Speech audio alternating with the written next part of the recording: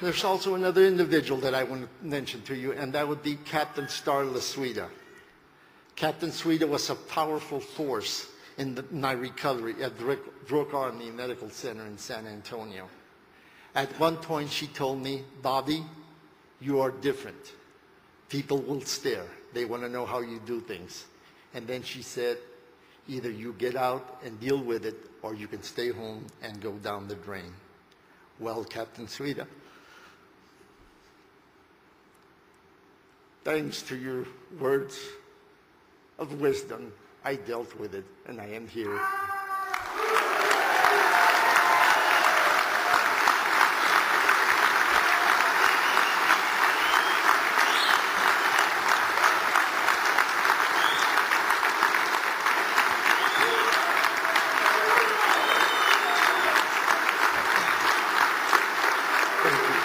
Thank you so much.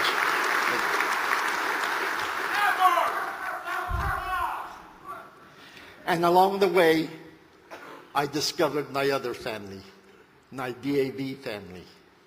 In the DAV, I discovered a family of disabled veterans who, through their friendship, through your compassion, and through your mutual support, you are dedicated but for one single purpose, and that is to build better lives for America's disabled veterans and their families. This visionary mission is carried out through our core values, values of service, of quality, of integrity, and of leadership.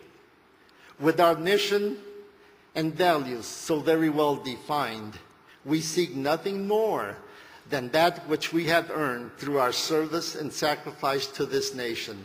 And I tell you, we will accept nothing less.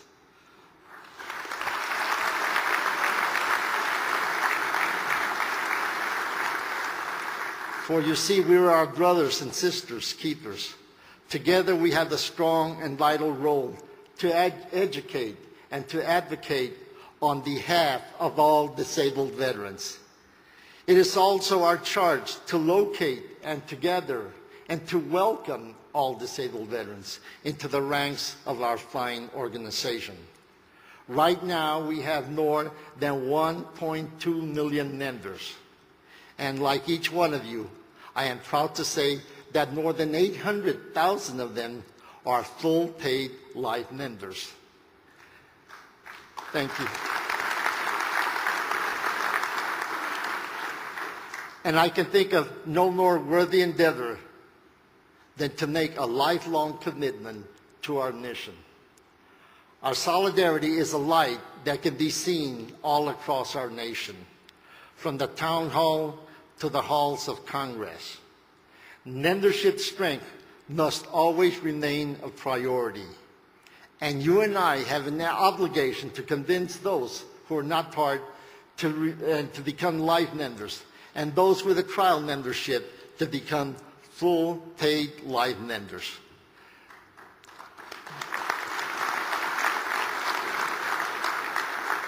We must also reach out to the remaining 2 million disabled veterans who are eligible for membership in our organization, and we must educate them about what we can do for them as a DAV.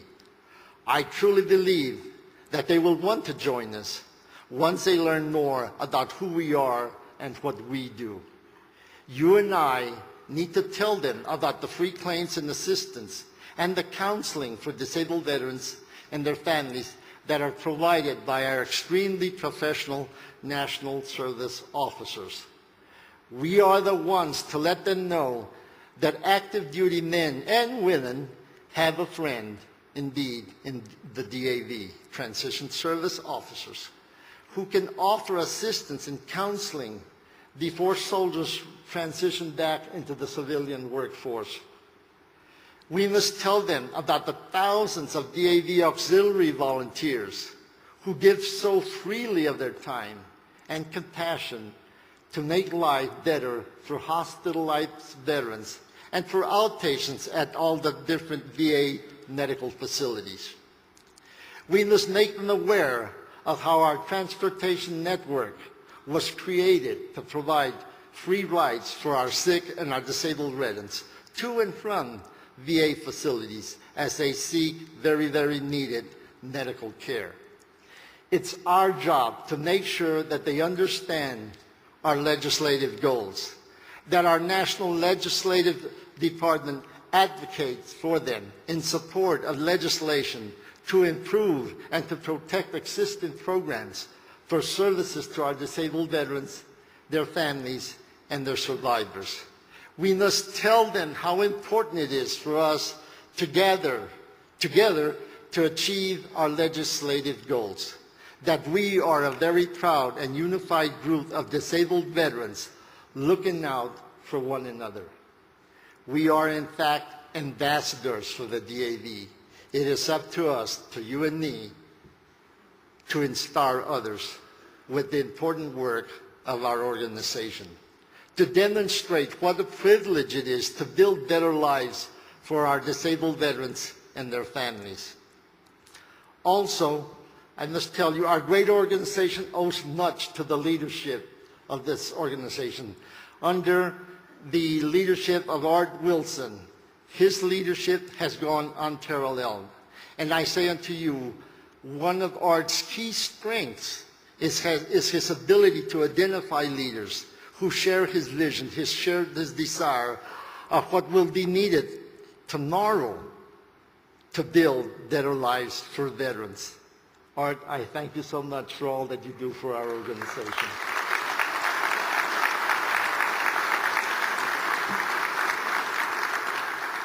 And when I talk about the leadership that Art has selected, I have to include Dave Gorman and Rick Patterson, for they are prime examples of the leadership. Gentlemen, you make our jobs much easier, and we say thank you so much.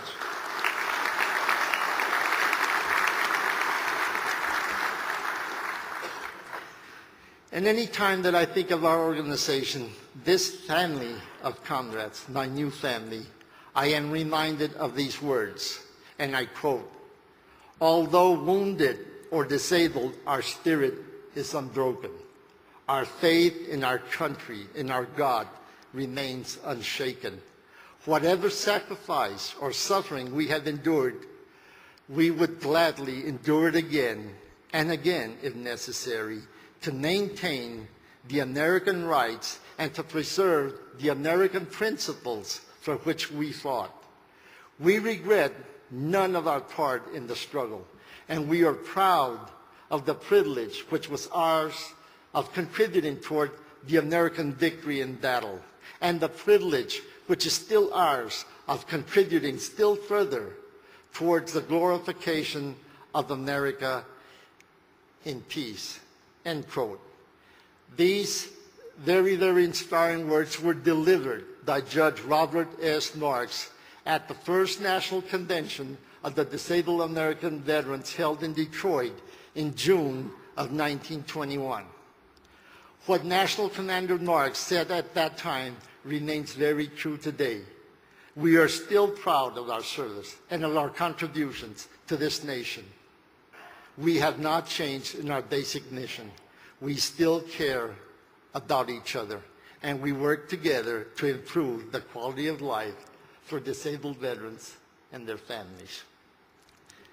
We continue to stand strong and to speak out when the need arises, and we are not afraid to roll up our sleeves, well, one sleeve in my case, to protect our benefits and our programs whenever it is necessary. During our 2009 Midwinter Conference, National Commander Ray Dempsey? So they forget the commander, didn't you? Ray who? National Commander Dempsey called on the members of the House and Senate Veterans Affairs Committees to take the politics out of veterans, and he did quite well. He said, veterans' health care and reform, the system to assure sufficient, timely, and predictable funding. And I say the DAV, along with its allies in the Partnership for Veterans Health Care Budget Reform, have advocated for such change for many years. Well, this year they listened. And they moved to action when the House of Representatives voted to approve the Veterans Health Care Budget Reform and Transparency Act. This legislation that Commander Dempsey pursued so boldly with the backing of each and every one of us here provided and will provide for advanced appropriations for the VA health care system.